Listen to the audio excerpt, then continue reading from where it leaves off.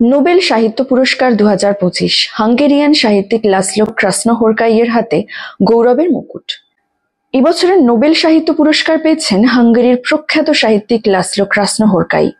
Swedish academy বৃহস্পতিবার ঘোষণা করে জানায়, তার দৃষ্টিনন্দন ও ভাবপ্রবণ সাহিত্যকর্ম মানব সভ্যতার বিনাশ ও বিভীষিকার মধ্যেও শিল্পের শক্তিকে পুনরায় প্রতিষ্ঠা করে। ক্রাসনোহোরকাইয়ের সাহিত্যকর্ম বিশ্বজুড়ে পরিচিত তার গভীর দার্শনিক চিন্তা, বিমূর্ততা এবং দীর্ঘ, প্রায় শ্বাসরুদ্ধকর বাক্যবিন্যাসের জন্য। তার লেখায় যেমন আছে ধ্বংসের গন্ধ, তেমনই আছে আশা ও মানবতার অনুসন্ধান। তিনি সাহিত্যকে কেবল গল্প বলার মাধ্যম নয়, বরং এক অস্তিত্বমূলক প্রশ্ন হিসেবে ব্যবহার করেন।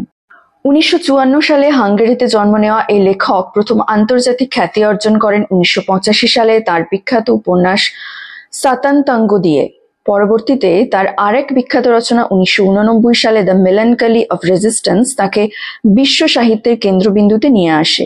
এই দুটি উপন্যাসই পরে চলচ্চিত্রে রূপ পায় প্রখ্যাত পরিচালক বেলা টারের হাতে, যা সাহিত্য ও সিনেমার মধ্যেকার এক অনন্য সংযোগ গড়ে দেয়। তবে এবছরের নোবেল পুরস্কার কোনো একক বইয়ের জন্ম নয়, তাকে সম্মান জানানো হয়েছে তার সমগ্র সাহিত্য জীবন, চিন্তাধারা ও সৃষ্টিশীল দৃষ্টিভঙ্গির জন্য, যাকে সুইডিশ একাডেমি বর্ণনা করেছে কম্পেলিং অ্যান্ড ভিশনারি উব্রা।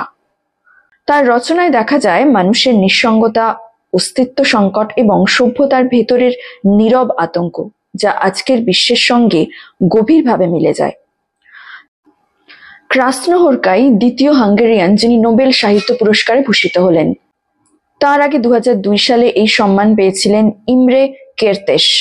এই পুরস্কার কেবল হাঙ্গেরির সাহিত্য জগতে নয়, বিশ্বজুড়ে পাঠক ও সমালোচকদের মধ্যেও নতুন করে আগ্রহের সঞ্চার করেছে।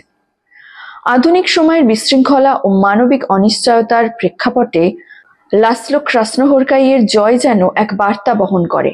সাহিত্য এখনো পৃথিবীর সবচেয়ে শক্তিশালী আশ্রয়, যেখানে মানুষ তার ভয়, দুঃখ ও ভালোবাসাকে নতুনভাবে চিনে নেয়।